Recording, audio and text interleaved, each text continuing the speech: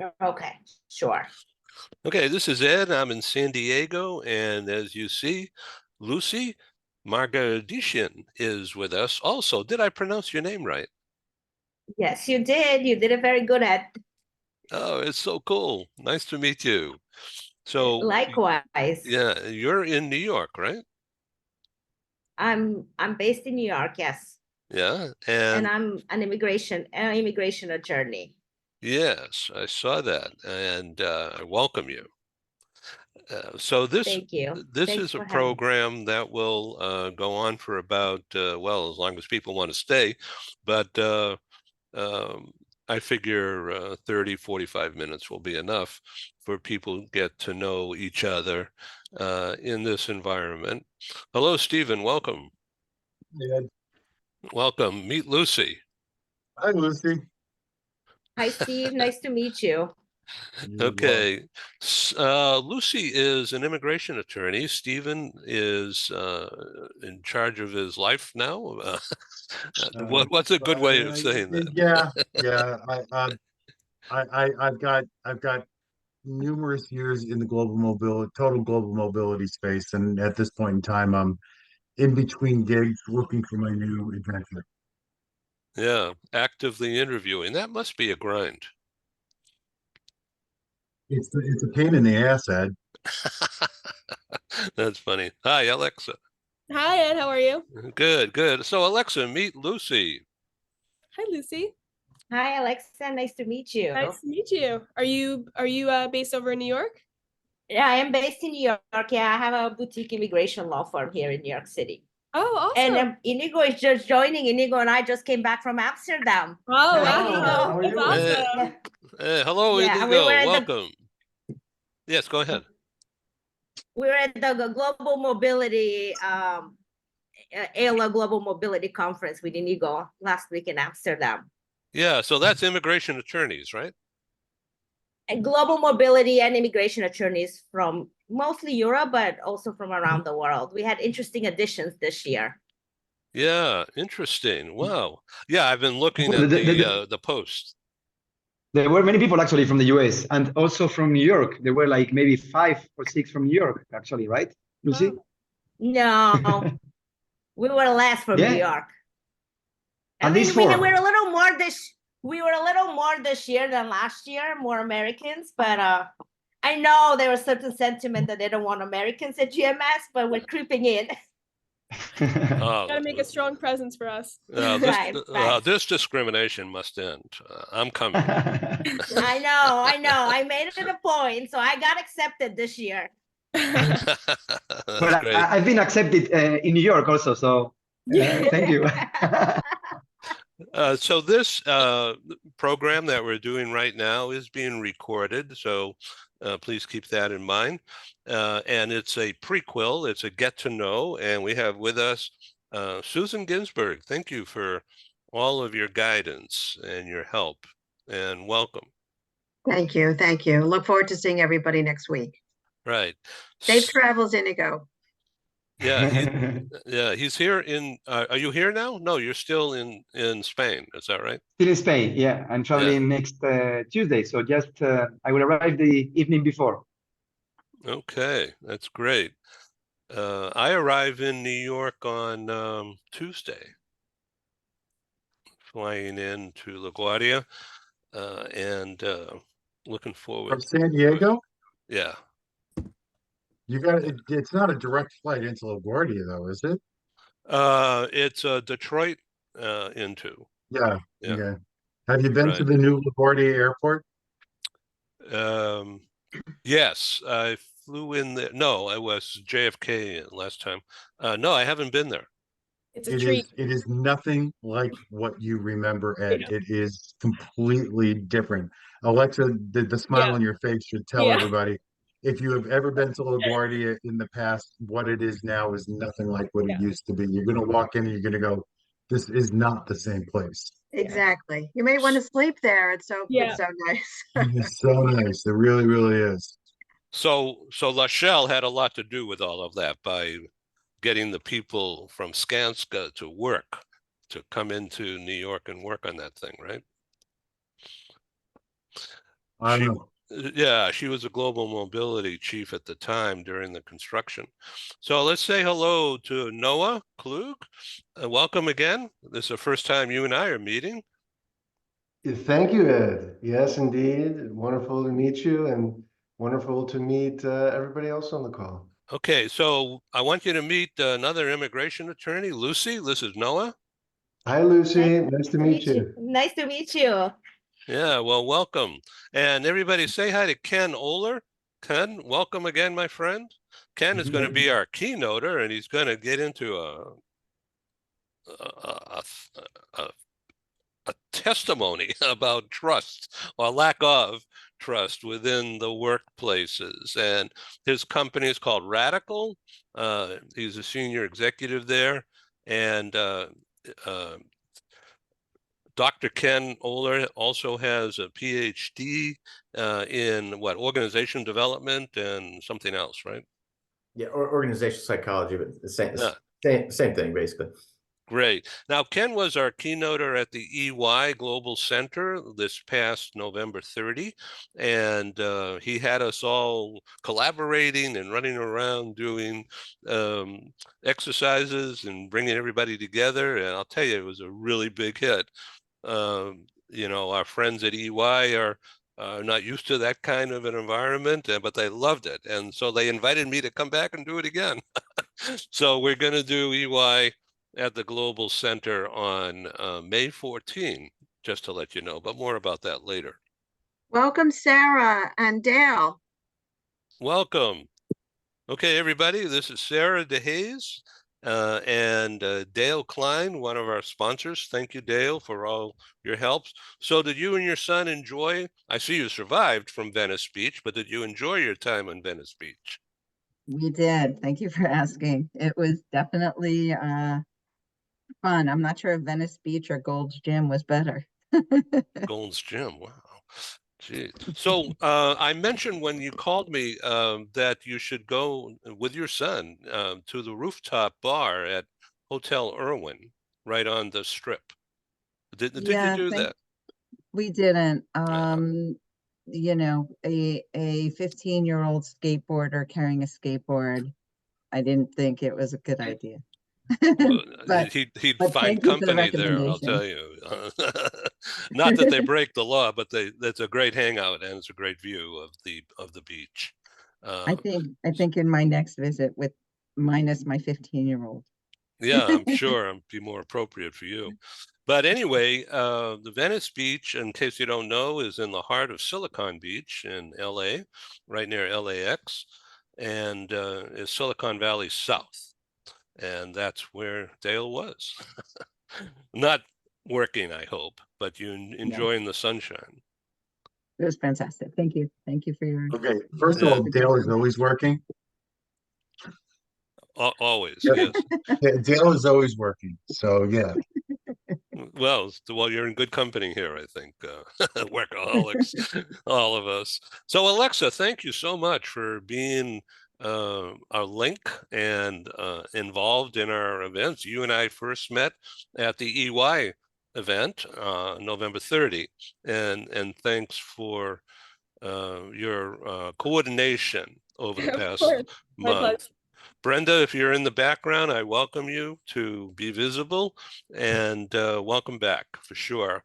Susan Ginsburg has been instrumental in me organizing successfully this event up to today anyway, and I'm sure this success will continue forward through next Wednesday. Susan, thanks so much for all your guidance and your help. Thank you. It's my pleasure. And I'm looking forward to meeting a number of familiar faces next week and having a really fruitful conversation.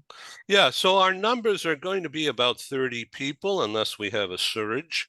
So tell me, Alexa, you mentioned earlier that the room will successfully hold or comfortably hold up to 40. Correct. Yep. I think the cap is 43 people. Okay. We will see what's going to happen on that. And but right now we're at just approaching 30 right now with some new additions that came in the last 24 hours. More on that later. So we will have a few more people joining us. It's a very busy week, as you all know, in our industry. Stephen McGarry, what do you think now of the new branding of WERC? Do you want to address that for our audience? Um, As you can tell, this is unrehearsed.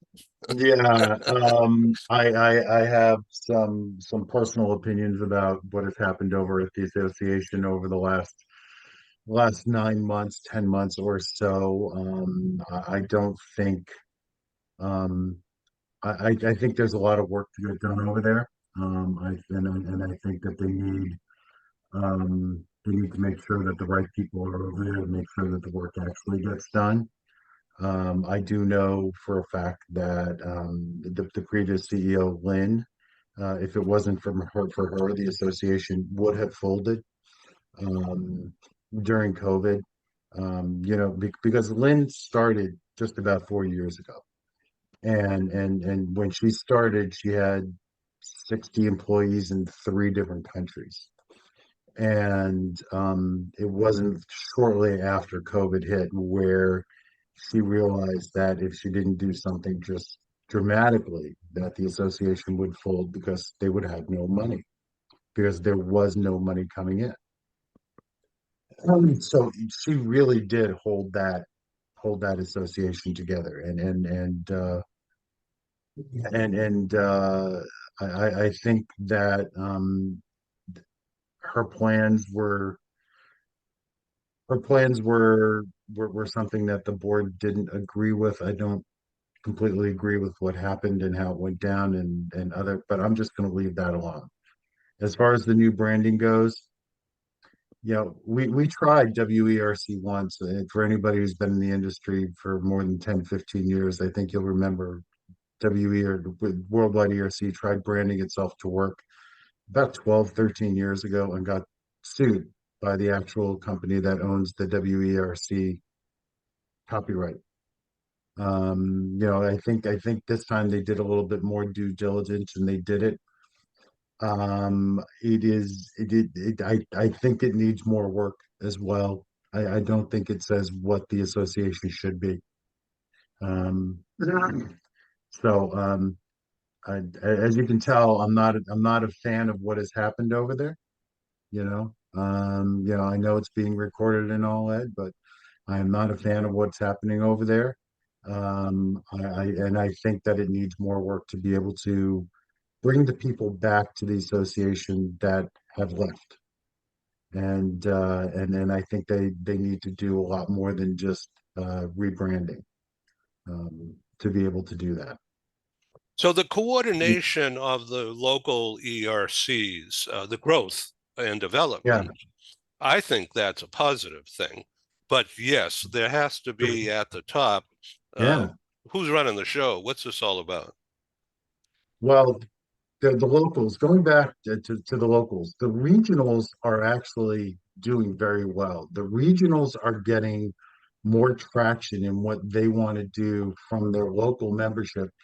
And the regionals are actually getting people going to their conferences from outside of their local membership because they want to go to those, because they think that they're getting more out of those.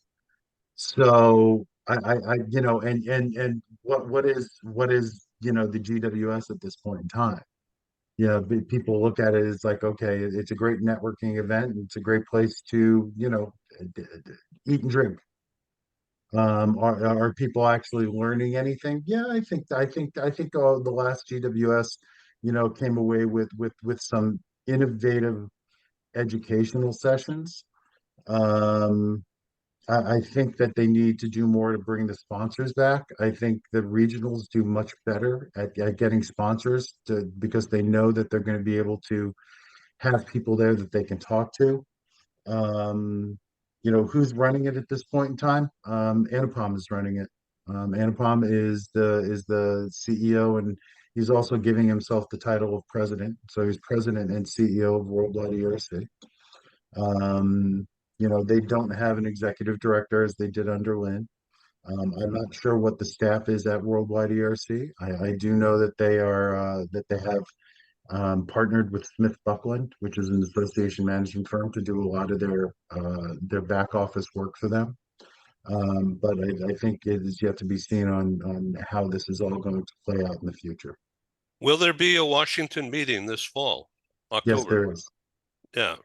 And Yes, there's going to be something in the fall. The association is in the process of planning it at this point in time. The foundation is in the process of planning the Thursday night gathering that we've had over the last few years. You know, we are, but there will definitely be there definitely will be a GWS, and it's at the Gaylord Hotel in the National Harbor, which is actually south of DC in Maryland. And yeah, it is full go at this point in time. well, good. Well, thank you for that update. And I want to come back to you in just a minute. Of course, you can jump in at any time for a comment or a question. Let's go back to Ken Oler. Ken, you and I first met several years ago when you were with Aon, I believe, or something even prior to that. And now you're in Radical. So in between, was it Google and Meta, or just Meta? Just Facebook and Meta. Yeah. I like to say I joined Facebook and then left Meta. I was there during that wild ride and transition. Yeah, so you're in the top level of people development, right? Well, thank you. Yeah, and so you know, my background is really in management consulting. Most of my career I was with Towers Perrin prior to Aon, and then was a senior partner with Aon, and ran practices in the total reward space, change management, culture, and employee experience spaces. And then when I joined Facebook, I joined the people analytics group, which was really around the remote work strategy that Facebook was embarking on, and helping them understand and ask the questions, you know, how can we do this and not break the company? Are people more or less productive remote? What's the best way to do this? It sort of quickly evolved into how do we best do this and find the balance between productivity and connection in the office that, you know, is also needed. So now you're with Radical, and Radical is a small group, and you were brought in to do what? Yeah, so I'm the head of people science for Radical. We're a small startup that we do both advisory work in the employee experience, culture, work effectiveness space, and we're also launching a employee-facing product this year that will help people build trusted connections and tell their work story, which that's really sort of in line with some of the things we'll be talking about next week, or that I'll lead people through. It's going to be a very interactive session that I'll lead. Yeah. So yeah, 1 second. Ken, if you could just summarize the whole gist, you know, what I'm pushing is your talk about lack of trust and then how to regain it. And then you have a scientific study, which I'm showing on our website, about all the pathways that trust is impacted or broken and needs to be replaced. I'm going to stop talking and let you summarize better.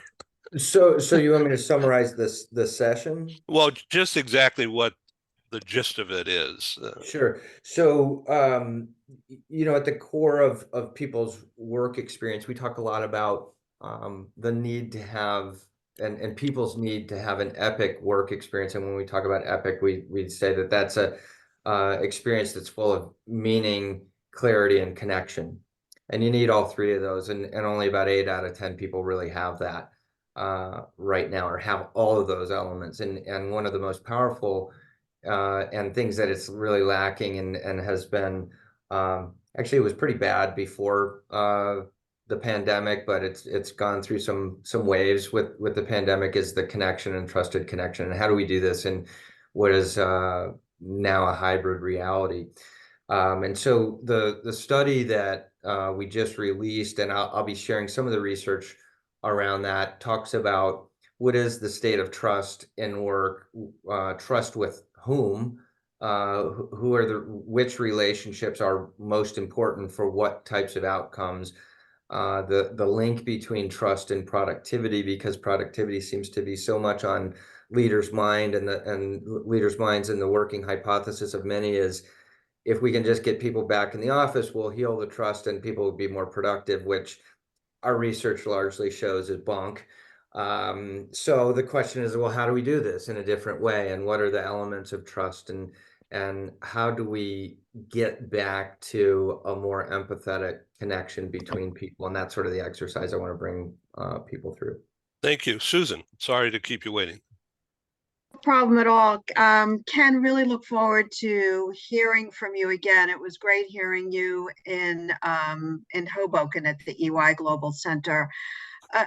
What's great is our attendees run the gamut from a relocation management company to language services to destination services to advisory services, immigration, and a psychotherapist. Yes, exactly. You're reading my mind, Ed. Someone who's not here today, but I'm happy to speak on her behalf. I've been given permission to do so. Shamina Jan is not in mobility. She is a certified psychotherapist. She's on the board of the Anxiety Center. You will enjoy meeting her, Ken. And she has a wellness in the workplace practice.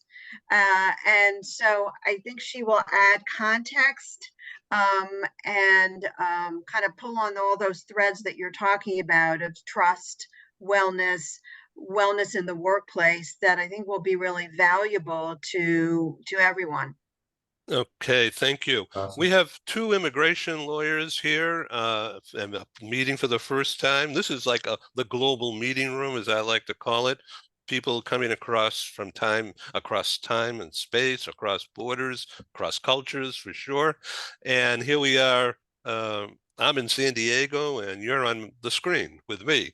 So we have two immigration lawyers, Lucy and Noah. So this is not a competition. This is a we rather than an I thou thing. And so let's sing Kumbaya here. So Noah, I understand that you also have offices in Atlanta and in Houston. That's correct. And in New York City, is where we're headquartered. And just to tell you a little bit about, our law firm and myself, I have been practicing exclusively business immigration law, U.S. business immigration law. So our clients are companies, corporations that we assist with their work visa needs and immigration compliance for their foreign national employees. And I've been doing exclusively this area of law for about 17 years now. And I previously worked for around 10 years at Fragomen, mostly short stint at BAL, prior to starting Klug Law Firm about 6 years ago.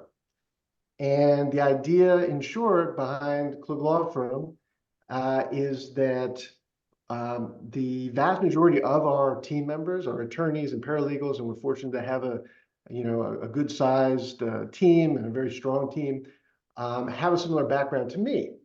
Worked previously at large firms, but want to do something a little bit different in terms of focusing on the quality of the legal work, and not just kind of pumping out the cases, but really ensuring only the very highest quality for each work visa petition, as well as excellence in client service, especially a big focus on responsiveness.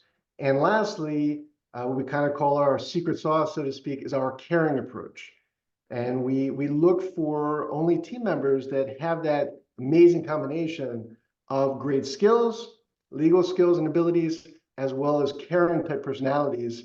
And we feel that creates something that we feel is, a bit magic for our corporate clients and therefore national employees. Thank you. Lucy, tell us about your shop. Okay, my show. So I am principal founder of a boutique law firm here based in New York City, and immigration law firm. I have been doing primarily business immigration for almost 20 years. Prior to starting my own law firm, I used to work at a boutique law firm that handled an interesting niche of healthcare for immigration practitioners. I'm sorry, healthcare for physicians, immigration for healthcare professionals. So I did do a lot of cases for physicians. I do have a chunk of my practice also that deals with physician cases, but mostly I have gotten advice. I work with startups, investors, small to mid-sized employers, and of course individuals on a variety of immigrant and non-immigrant options. For the past 2 years, I've been attending the Global Mobility Conference in Europe, and it has given me a lot of creative ideas to do global mobility for certain of my clients that are faced with the constraints of U.S. immigration. Right. Thank you very So much. that's pretty much about me. Thank you. Dale, you and I have known each other for so long, and I thank you for sticking with my conference series all these years. My gosh. I think the first one I did in New York was in 1990 when I was publishing that magazine called New York Bound, relocation guide. And I think you were in that audience along with Philip Berry and I think Susan Ginsburg. I hate to And say Brenda. I was not yet in New York. Your session was the very first session I attended in terms of like group, but it was in 1994. Wow, it's historic. That's a long time.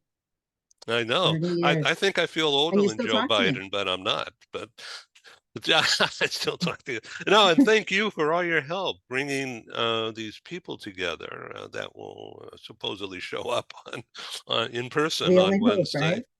right? Thank you. Thank you. Okay, so tell me, did your son like LA? That would probably be an understatement. For those of you who don't, we haven't had the conversation. My son is a very avid skateboarder, so we went on a skateboarding adventure, which is what allowed us to finish our trip in Los Angeles. And so I basically saw Los Angeles through the eyes of a 15-year-old skateboarder. So yes, there was nothing not to like. He had more fast food than he's ever had in his life. He wanted the whole experience. In-N-Out, I didn't even know what these things were. In-N-Out Burger, Cane's. I have a In-N-Out's our favorite. Trivia question Yes. for everybody. Where was A&W Root Beer founded? And don't Google it, please. I have no idea. My California friend doesn't know. Lodi, California. Lodi. Oh, that's in Central Valley. The only reason I know that is that's where we started our trip. And that's what Lodi is known for. That and Premier Wine Country, evidently. Yeah, well, in Central California, it's a wonderful area around San Luis Obispo and east of there. In fact, it's better than Napa Valley, and it's much less expensive, by the way. Yeah, it was a lot of fun. That part he probably didn't like. Great. Inigo, welcome. Thank you so much for all your help. And I look forward to an in-person meeting. You were on my talk show 2 years ago, I think, and now we get to meet next week. Yeah, I'm excited about that. Yeah, thank you. Thank you. Okay, so you have a history, just in case you don't know, people. He drives around Europe in his vehicle and stays in the vehicle, which is decked out as a home, and rather than goes into hotels or Airbnb or whatever they call it over there. So, and you look healthy. And so let me ask you a question. Do you use Starlink? No, actually, for internet, you mean, or? Yeah, it's in mobile when you're driving around. Well, actually, internet works very, very well everywhere nowadays. It's incredible. Like last summer, we traveled for 79 days in a row, 13 countries, and there was maybe one night without internet. So that helps for balance between work and personal life. So I tried with my wife and 3 kids. So we work on and off during the whole summer when the kids don't have school. So 0 issues with internet in any country. Yeah, it's sometimes when you're in the mountains in the middle of nowhere, maybe you don't have the best connection. But in that case, it's either you stay a few hours or a night without internet, or you just move somewhere else looking for internet in case you have to do some urgent things at work. But yeah, that's working fine with me. And it's helping also for my team a lot, because every year before summer, so I make sure that I organize the company so that all the decisions that may take a little bit longer if I'm away, they are taken by someone else. So everyone in my team is encouraged to take decisions, of course, with training of internal training, and they feel really excited about being able to decide by themselves, take more responsibilities, and then on my side, I kind of get rid of things that I shouldn't do as a CEO, and I've been doing for many years, and that's like kind of excuse to stop doing them. And then once somebody takes the ownership, it happens during the years, they actually take it forever. So then once I'm back, they keep the task and so on. So this is like a personal thing, but at the same time, it's helping me a lot with my business. It's working fine. Yeah. Well, thank you for wanting to be in my conference. I know you're touring around the US next week and going to the BAM meeting in San Francisco. Yep. And that will be good. I used to go to those a lot pre-COVID, and someday I'll get back there. But I will not be at that meeting. But let me ask you about what you're seeing. Is business in Europe picking up, getting stronger? Well, I think in global mobility, last year wasn't the best year. That's what I've been seeing from RMCs and many DSPs in Europe and immigration law firms. So basically what they say is that the revenues were, in the best of the cases, flat, and maybe in some cases going down a little bit. I think the expectations are a little bit better for this year, but it's not like everyone is like excited this is gonna explode or we're gonna double the revenues and so on. So yeah, maybe that's related to 2022. That was like a big boom for every company in global mobility. And then because of after COVID, all the initiations, the expatriations took place in 2022. And then with the global economy situation, then 2023 was the year for the companies to just take it slowly. And then we'll see what happens in this year. We can't complain. I mean, we are in the language business, so we provide language training and translations mainly for immigration processes. And we've grown, I would say, even a lot. But the reason for that is mainly because of the new customers, new RMCs, new DSPs, new immigration law firms that we got in the last 12, 18 months. Right. But Thank you. I can say that the volume per customer is exactly as the DSPs are saying. So it's stable or going down in 2023. So that's, I think, the tendency in the market in 2023. Thank you very much for sharing all of that information. pleasure. I look forward to meeting your wife if she's able to join us next week. Sarah DeHaze, I think this is the first time we're meeting. Welcome. Hi there, Ed. Hello, everybody. You know what, Ed? We We met many, many years ago, though, but it was in Mexico City. I think I spoke at an event that you put on in Mexico City, I want to say. Does that So sound do you think that was possible? in Palenque or was that in downtown at the Camino Real? It was probably in Polanco. Yeah. I would Yeah, imagine. that was with Ernst & Young as my host partner, and AIG was the top sponsor. Okay. Yeah, that was a good one. It was a good event. Yeah. Yeah. I don't remember. I was there on business or something. And so it kind of, the stars aligned. So good to see you again. Yeah, in fact, we're getting ready to do another Mexico, first one in like 5 years or so, but I'm not sure when it'll be yet.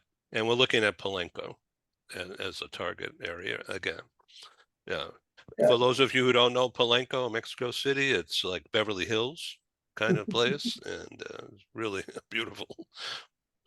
Okay, let's talk with you, Steve McGarry, if I may, again, and ask you to talk about the transformation era. Well, WERC is going through, that's for sure, but let's talk about the industry. Okay, AI. Let's focus on the use of AI. Is this overblown, or is just a passing fad? Sure, it's a tool, but is the adoption happening? I don't see it. I see a lot of people talking about it, but I don't know what to do with it myself. You know, I think one of the things that we do have to realize that AI is here to stay. You know, people would say that, Elvis Presley and rock and roll was a passing fad. Rap was a passing fad, things of that sort.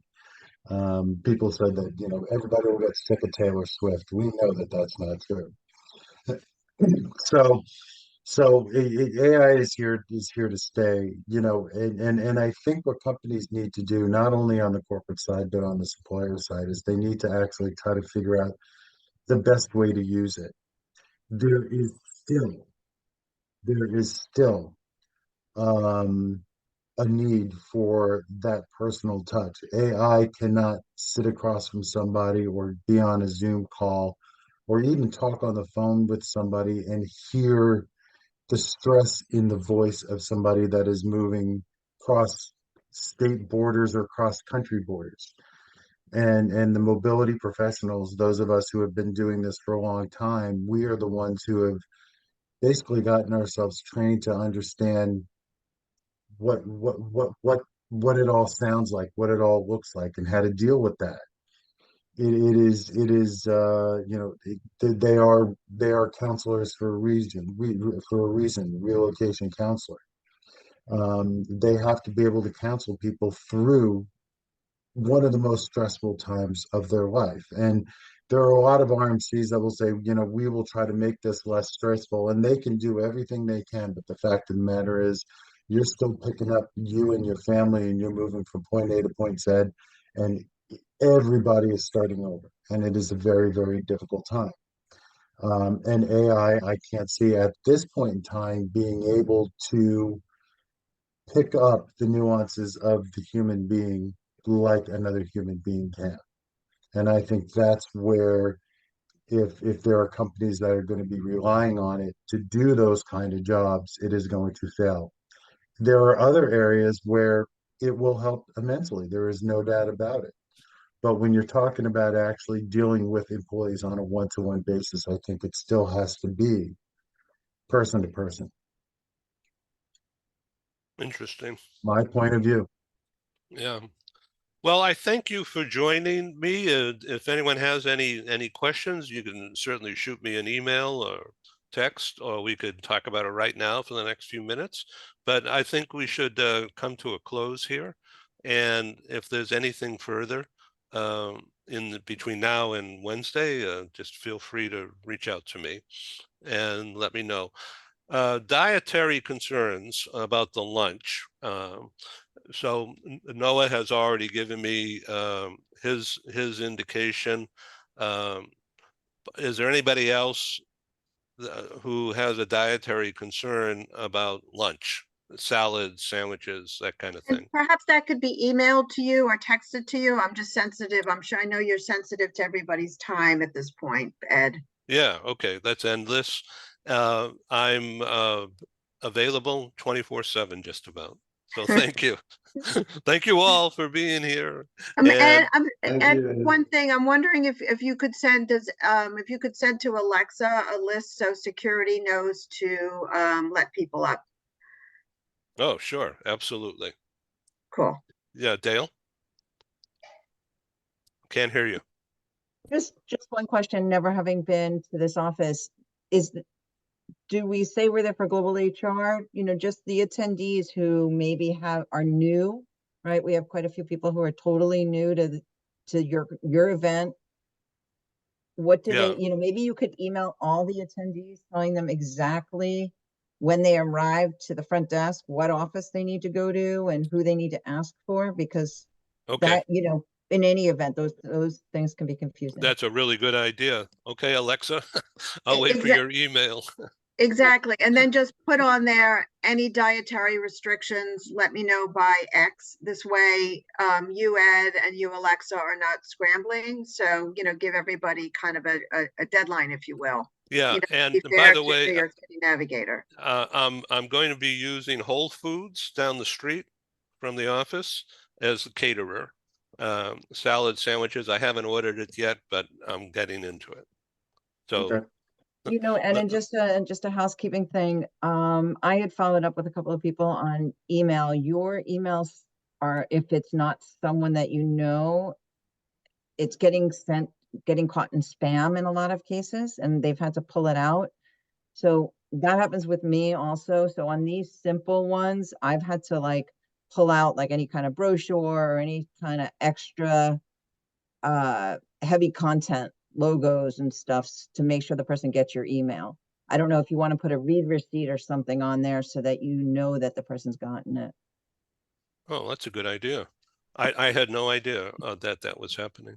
No, usually people don't know, right? Unless it was just when I followed up and just sort of said, hey, you know, can you guys come? They're like, you know, we didn't get anything. And I just said, you know, look in spam. And in every instance, it was in spam. So do you think that's because of the website that I've attached? It's I- a lot of megabytes. I don't know. One person, they made one comment to me, but I don't think it's so much about your system. I think it's more about the receiving system and what kind of firewalls they might have. Uh-huh. And what it was they got mine because it was a recognized email. I think what happens is that the first time you send something, it probably goes to spam, and once they accept it, it then Ah, goes. yeah, I okay. don't know, but I think less is more in terms of once, you know, they already know they're going to the event. So maybe like when that's happened to me, I just remove my brochure, I remove my like JPEGs, I remove everything. And then they Okay. seem to get it. Yeah, So great point, Dale. I think maybe just you know, just kind of a housekeeping tips, 1, 2, 3, 4, for everybody attending to Dale's point without anything in bed, you know, over the next couple of days for whatever works for you as well as for New York City Navigator. okay, that is great advice. Thank you very much. I will redo make a separate thing and send it around. Thank you all. Thank you. Looking forward to seeing everybody. Thank you.